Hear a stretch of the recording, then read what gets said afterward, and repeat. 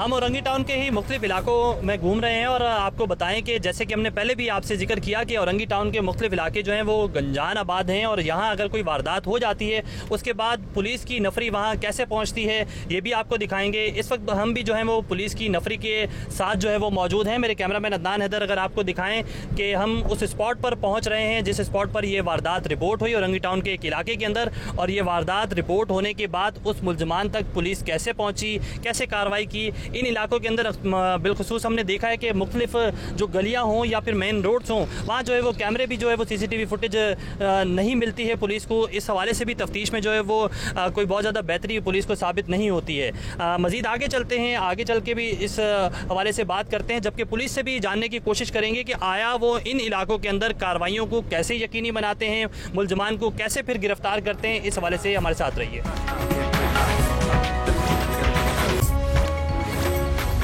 जी बिल्कुल, हम इस वक्त औरंगी टाउन के उस घर में पहुंच चुके हैं जिस घर के अंदर जो है ये वारदात रिपोर्ट हुई। उसके बाद पुलिस की तफ्तीश शुरू हुई और तफ्तीश यहां तक पहुंची कि उस मुलजिम को बाकायदा तौर पर गिरफ्तार कर लिया गया है। मैं अपने कैमरामैन से कहूँगा कि ज़रा आगे की जानिब आएँ, हम सबसे पहले आपको ये घर दिखाएँ।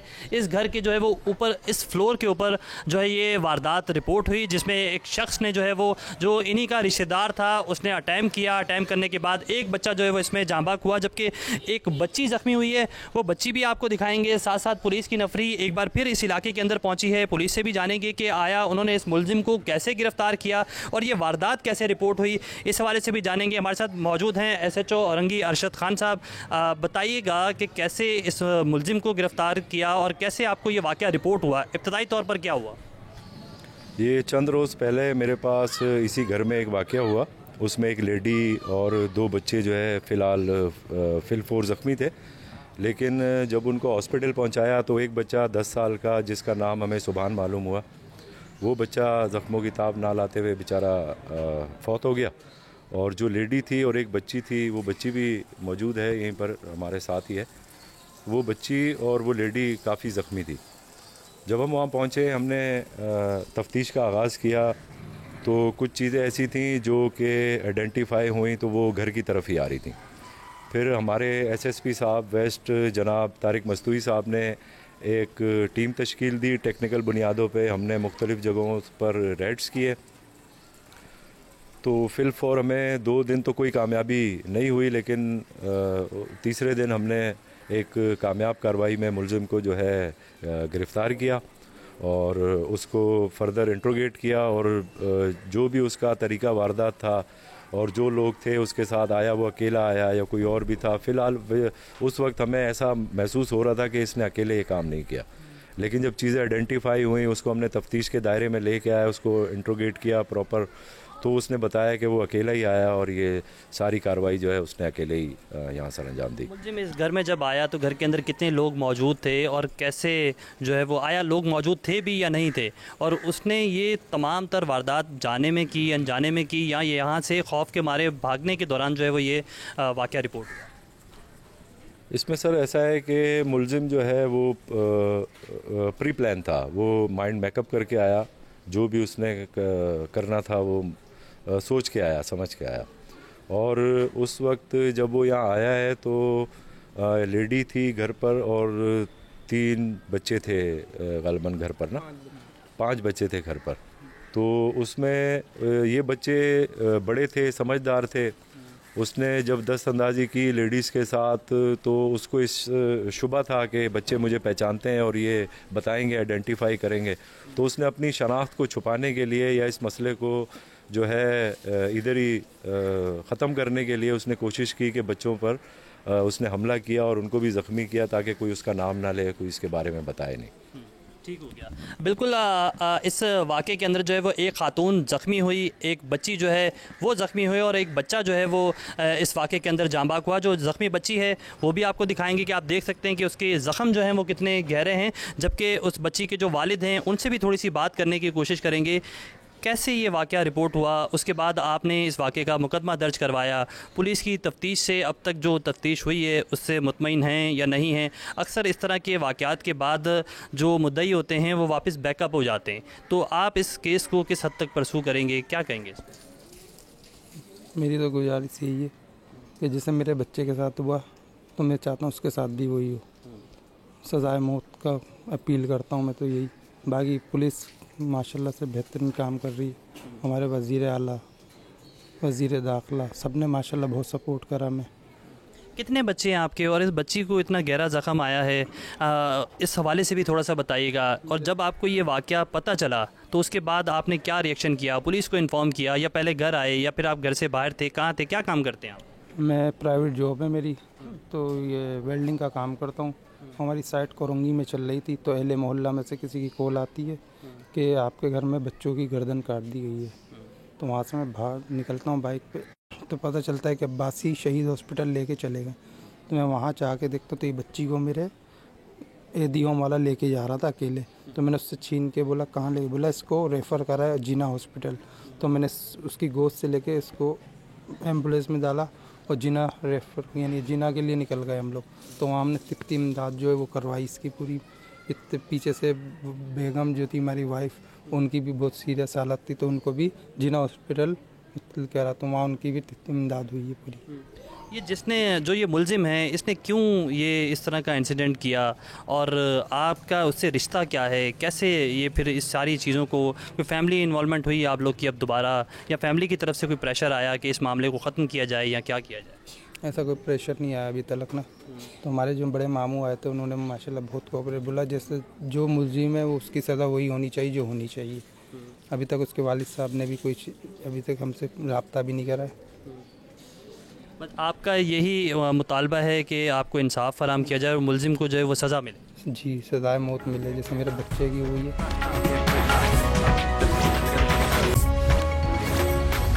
इस वक्त हम औरंगी टाउन थाने में मौजूद हैं। जो इस केस का मरकज़ी मुलजिम है उसे पुलिस ने गिरफ्तार किया हुआ है और इससे तफ्तीश भी जारी है। मुलजिम से ही बात करते हैं कि आया ये जुर्म उसने क्यों किया। क्या नाम है तुम्हारा और कैसे ये जुर्म किया, थोड़ा सा तफसीली हमें बताना। मेरा नाम समीर है और मैं औरंगी वहाँ लियारी में रहता हूँ। लियारी में से मैं आया यहाँ पर औरंगी टाउन फुप्पो के घर पे। फुप्पो के घर पे आया तो मैं गेट बजाया तो घर के अंदर गया मैं, कोई भी नहीं था। भाभी ने गेट खोला, गेट खोल के मैंने देखा अंदर कोई भी नहीं था, बच्चे सब सो रहे थे। फिर भाभी को मैंने बोला चाय वाय बना के दे दो, उन्होंने चाय वाय बना के दी मेरे को, और नाश्ता वाश्ता उन्होंने बनाया अपने बच्चों के लिए। बच्चों ने नाश्ता वाश्ता किया, उन्होंने उठाया बच्चों को और मैंने जब तक चाय वाय पी। फिर वो जब तक नाश्ता कर रहे थे बच्चे, फिर मैंने उनको बोला मेरे को ऊपर से डिवाइस दिखा दो, डिवाइस कैसी होती है। फिर उन्होंने मेरे को डिवाइस दिखावा, बच्चे के हाथ भिजवा के डिवाइस दिखवाई। किस चीज़ की डिवाइस दिखाई? नेट की डिवाइस थी वो। मेरे को ऊपर लेके गया वो बच्चा, मेरे को नेट की डिवाइस दिखाई। फिर मैं नीचे आ गया, फिर मैं मुँह हाथ धोया, मैंने बाल वाल बनाया। मैंने उनको बोला मैं जा रहा हूँ, मेरे को ऊपर से परफ्यूम ला के दे दो। वो ऊपर जाने लगी, मैं भी उनके पीछे पीछे ऊपर चला गया। उन्होंने 2 परफ्यूम मेरे को ला के छिड़काए हाथ पे, मैंने नहीं दूसरा लाओ। जब वो तीसरा लेने जाने लगी तो मैंने पीछे से गेट बंद कर दिया। फिर मैंने उनको ब्लेड व्लेड मारा, इस्त्री विस्त्री मारी उनके सर पे, ठीक है। फिर मैं नीचे उतर गया। नीचे उतर कर आया तो नीचे बच्चा मोबाइल चला रहा था। मैंने उसके पलंग के नीचे से बैटरी निकाली, उसके सर पे बैटरी मारी, मोबाइल उससे मैंने लिया जेब में डाला, बच्ची के बैटरी मारी, बड़ा वाला पंखा उठाया और तोता। खातून से तुम डायरेक्ट थे तो फिर इन बच्चों को हिट करने की क्या ज़रूरत थी? मैंने इसलिए किया था ये लोग बताएंगे अपने वालिद साहब को या कोई किसी और को। तो समीर मामू आए थे। तो पहले भी इस घर में तुम आते थे इस तरह? पहले भी आते जाते थे? जी, मैं पहले भी आता जाता था। अब तुम पकड़े गए, तुम्हें खौफ नहीं था कि तुम्हारी फैमिली के अंदर ये चीज़ पता चलेगी? तुम्हारे खुद बच्चा है और इस चीज़ों को जब फैमिली में हाईलाइट किया जाएगा तो तुम्हारी बदनामी होगी इस चीज़ में। जी, मेरे को था तो, लेकिन मैंने उस टाइम सोच में नहीं आया ऐसा। फिर सारे वाक़े के बाद वहाँ से तुम फ़रार हो गए। फ़रार होते हुए भी तुम घर से सामान भी लेके चले गए? जी, तोता लेके गया और पंखा लेके गया, और ये ले आके डायरेक्ट सरयानी लेके गया था मैं अपने घर। वहाँ ले आके मैंने तोता लटका दिया था, पंखा मैंने स्टोर में रख दिया था। मैंने दोनों चीज़ें वहाँ रख के फिर मैं बाहर निकल गया था।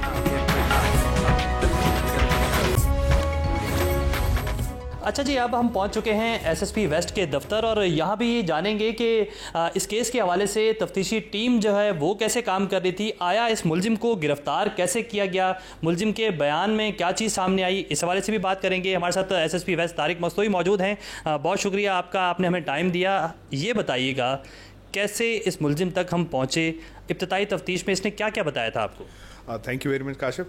मुलजिम बहुत ही शातिर और बड़ा चालाक किस्म का था। इसके लिए हमें बड़ी एफ़र्ट्स करनी पड़ी और हमें 3-4 दिन मुसलसल ऑन टोज़ रहना पड़ा। स्पेशली सबसे पहले तो हमने ये काम किया कि जैसे ये वक़ूआ हमें 15 के थ्रू रिपोर्ट हुआ, पुलिस ने इनिशियली वहाँ पे रिस्पॉन्ड किया और जब हमें ये क्लैरिटी हुई कि इस वक़ूए में समीर नाम का मुलजिम इन्वॉल्व है, तो हमने सबसे पहले उसके लिए एक स्पेशल टीम तश्कील दी, जिसमें मुख्तलिफ़ थानों के SHOs को और जो माहिर तजुर्बाकार तफ्तीशी थे उनको हमने उस टीम में रखा और उसके बाद हमने इसके ऊपर काम करना शुरू किया जो है ना, क्योंकि मुलजिम ज़हनी तौर पे बहुत ही शातिर और चालाक था, तो उसने काफ़ी हमें परेशान किए रखा और मुख्तलिफ़ जगहों पे जो है ना हमें उसके लिए रेड्स भी करने पड़े। हमें फिर सेकेंडली टेक्निकली इस चीज़ को हम लेके चले और उसके थ्रू जो है हम इस बात पे कामयाब हुए कि हमने इस मुलजिम को गिरफ़्तार किया जो है। अच्छा, अमूमन ये कहा जाता है पुलिस के पास प्रॉपर जो है वो सिस्टम मौजूद नहीं होता मुख्तलिफ तफ्तीश करने के हवाले से, तो आया पुलिस ने इस मामले में, आपने टेक्निकल वर्ड भी यूज़ किया है, तो टेक्निकल टीम आपकी प्रॉपर थी इसीलिए ये मुलजिम जल्द गिरफ्तार हो गया?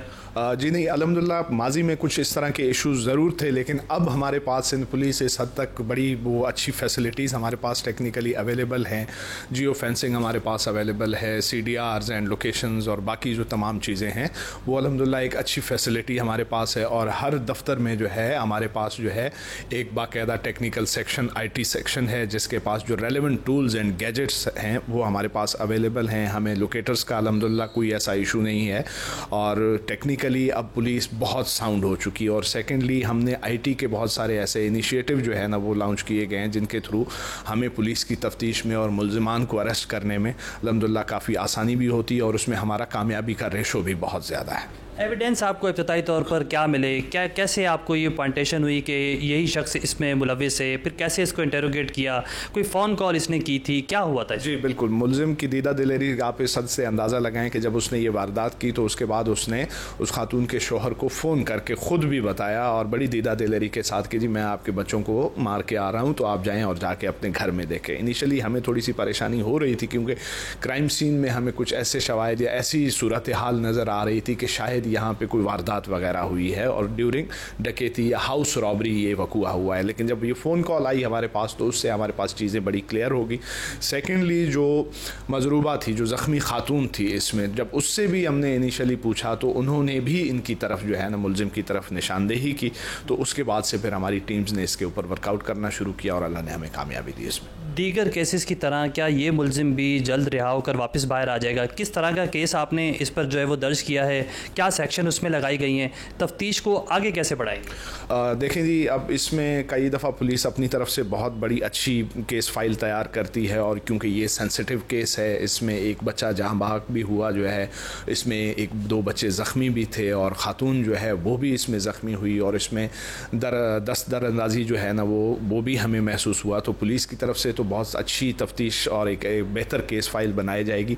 लेकिन नॉर्मली होता ये है कि इस तरह के जो केसेस हैं जिसमें पर्सनल एनिमिटी होती है, जिसमें फैमिली और रिश्तेदारियां आ जाती हैं, तो बाज़ औक़ात मुद्दई ख़ुद उसमें से बैक कर जाते हैं, जिसका लामला जाके रिलीफ जो है उनको मुलज़मान को मिलता है। लेकिन आई एम क्वाइट होपफुल कि इंशाल्लाह इस मामले में इस तरह से कोई मामला नहीं हो।